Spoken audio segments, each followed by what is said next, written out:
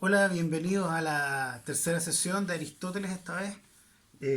Estoy con el pañuelín de mi grupo Scout San Felipe de Inicio porque esta grabación se hace en homenaje al primer campamento del movimiento Scout, el 1 de agosto de 1907, en la isla de Brownsea, en Inglaterra.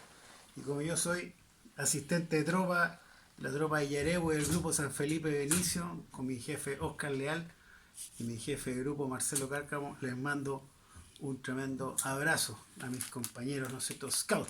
Bueno, ¿qué es lo que vamos a hacer hoy día? Eh, Marco Aurelio había planteado un problema que yo creo que ahora en tiempos de pandemia, y tal vez cuando pase la pandemia también nos va a servir, era el problema de cómo enfrentar las pasiones, ¿no? Es decir, cuando uno está azotado por el miedo, por la búsqueda de placeres que se pudieron haber eh, sencillamente abandonado porque no había cómo ejercerlos en encierro. Pensemos en los deportes, pensemos en tantas cosas que a la gente le gustaba hacer, la vida social, por ejemplo, tan importante para los jóvenes. Bueno, todo eso parece que sencillamente se pierde y otras emociones vienen a invadirnos. Entonces, lo mismo pasaba en la época de Marco Aurelio, ¿no?, el emperador romano. Eh, También la gente era azotada por pestes, por plagas, por desgracias. Entonces, los estoicos planteaban, y no solamente en la época de Marco Aurelio, sino que mucho antes, los estoicos planteaban que había que ser firme ante las dificultades. Ahora, ¿cuál es el punto? Ya Aristóteles, el siglo IV a.C., había criticado este enfoque estoico. Porque ¿qué es lo que plantea Aristóteles? Por ejemplo, en la Ética Nicomaquea, él dice que una persona que ama la justicia no puede sino deleitarse en la justicia, tiene que gustarle la justicia. ¿Cómo vamos a decir que alguien es justo si no se alegra con la justicia? O sea, es tan importante esto de aprender a a disfrutar de las cosas, plantea Aristóteles, que él dice que la labor más importante de un político es la formación de las pasiones de los jóvenes. Es decir, en concreto, y esto lo toma de Platona, eh, aprender a alegrarse con lo justo y a indignarse con lo injusto. Esas son las pasiones básicas sobre las que se sostiene ni más ni menos que la polis. Entonces nosotros ahora que estamos en plena pandemia, ¿no? Tal vez siendo eh, amedrentado por ciertas pasiones o tal vez decepcionado por otras, ¿no? Y que muchos tendrán la tentación de desencantarse, ¿no? Y otros tendrán la tentación de volverse unas especies de máquinas, ¿no? Insensibles, perder toda ilusión. Aristóteles dice no, lo importante es apasionarse como es debido. ¿Qué significa como es debido? Aristóteles tiene la misma dificultad que tienen todos. Él dice, no puede ser que la felicidad sea algo voluble, como un ir y venir. La felicidad debe ser firme. Entonces, ¿qué es lo que es la felicidad? Aristóteles dice, no puede ser una pasión porque las pasiones van y vienen, ¿no? En un momento estamos alegres, en otro momento tristes. Entonces, se engañaría quien pensara que la felicidad consiste en la alegría. Qué curioso. Porque dice Aristóteles que la felicidad no es una pasión, sino que es el efecto de una acción. Una acción, dice Aristóteles, conforme a la virtud. ¿Qué es eso? Bueno, lo primero es que Aristóteles plantea que existe un bien al que las cosas tienden, un bien que apetecen los seres vivos. Por ejemplo, el bien del ciervo sediento es la fuente de agua. Ese es su bien, por eso tiende. Nosotros reconocemos, tal vez los ingenieros y los profesores de física podrán decir, hay dos maneras de generarse el movimiento. Por una parte el empuje y por otra la atracción. Bueno, el bien atrae. Nadie es empujado hacia el bien, sino atraído hacia el bien. Y dice Aristóteles que ciertas cosas nos atraen, por ejemplo, el placer, el poder, la fama, etcétera. Pero todas esas cosas atraen en, en vistas de la felicidad. Nadie quiere el poder, quiere el poder por ser feliz. La felicidad es lo que está al final de todo. Aristóteles también plantea que esa felicidad se obtiene en la polis. Es una cuestión importante, no se obtiene en la soledad. Entonces, ¿en qué consistiría finalmente esta virtud? Esta virtud, dice Aristóteles, es un hábito que se cultiva después de practicarlo muchas veces. Por ejemplo, después de practicar muchas veces actos valientes frente al peligro, se forja la virtud de la valentía. También después de muchas veces de ejercitar, por ejemplo, actos generosos, se forma la virtud de la generosidad. Y los vicios se forman exactamente de la misma manera. Por ejemplo, a fuerza de repetir actos cobardes, nos hacemos cobardes. Ahora, vamos a poner este ejemplo, porque en principio vamos a entender esto de la virtud con un ejemplo bien clásico. Aquí tenemos la valentía.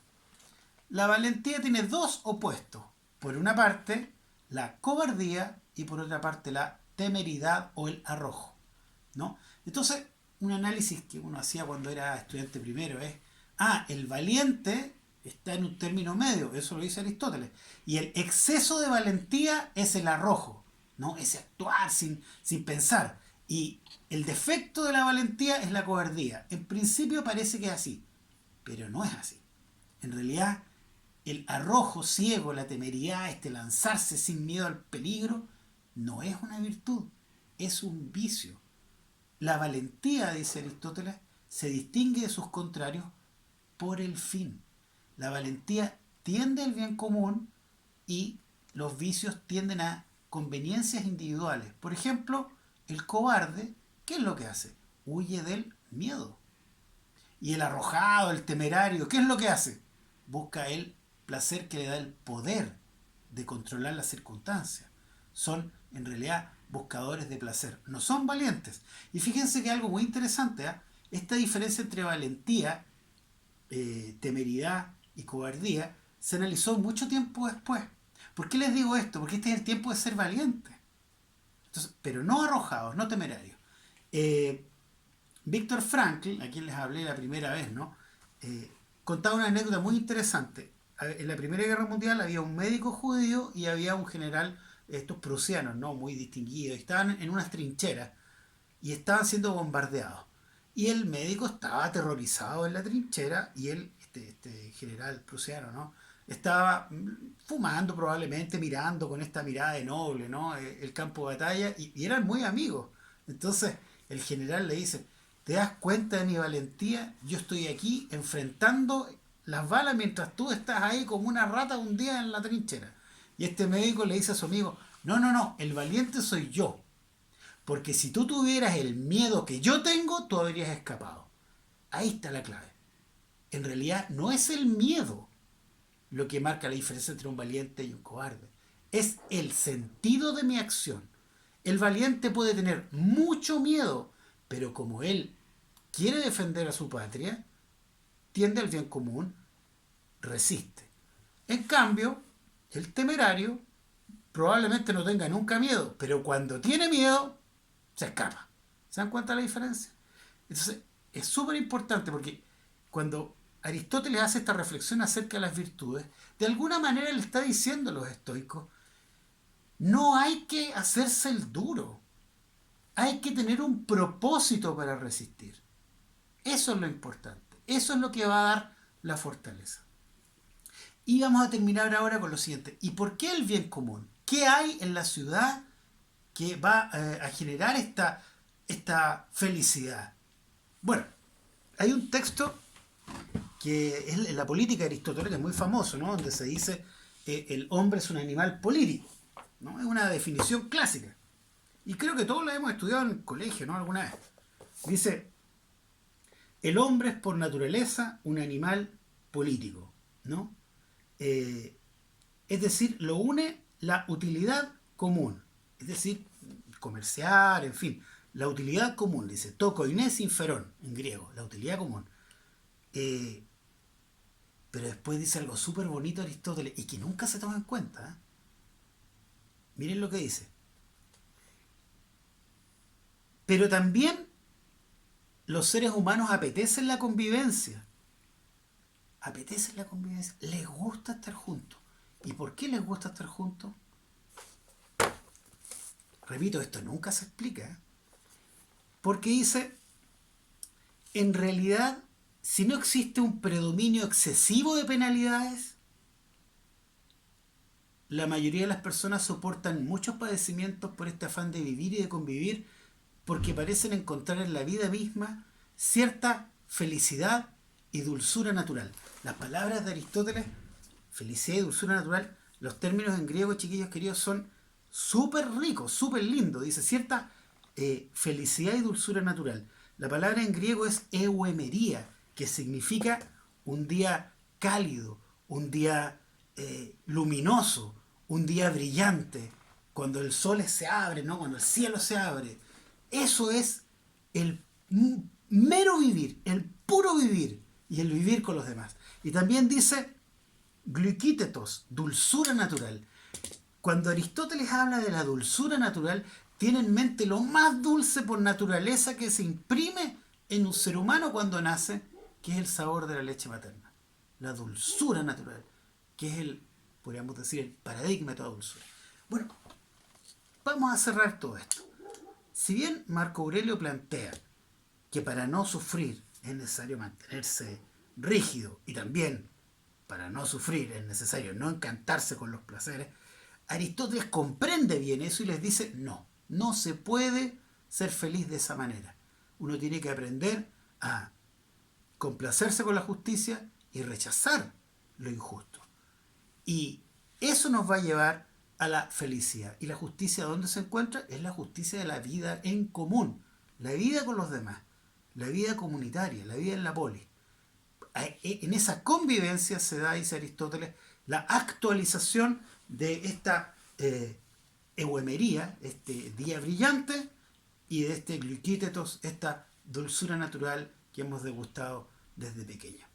Bueno, queridos chicos, que gracias por escuchar. Lo que vamos a ver la próxima sesión es lo siguiente. Porque estamos en tiempo de pandemia. Recuerden que esto de alguna manera estamos tratando de reflexionar ciertos elementos que nos pudieran ayudar. Hay un autor, nos vamos a saltar muchos siglos, que es Maquiavelo. Maquiavelo, ¿no? Ustedes han escuchado esa frase, el fin justifica las causas, que no la dijo nunca Maquiavelo, ¿no? Maquiavelo se quejaba amargamente de que los pueblos a veces contratan mercenarios y no son capaces de defenderse por sí mismos, como si les faltara cierto amor a la patria, cierto amor al bien común. Es curioso que Maquiavelo lo plantee, porque Maquiavelo parece hacer toda una apología, un elogio a estas artes de sobrevivencia, y sin embargo plantea por otro lado la necesidad de que los ciudadanos sean capaces de dar la vida por los demás. Pero eso lo vamos a ver ya la próxima sesión. Muchas gracias y espero que soportemos esto con valentía, con un propósito. Ya, chao chicos, que estén bien.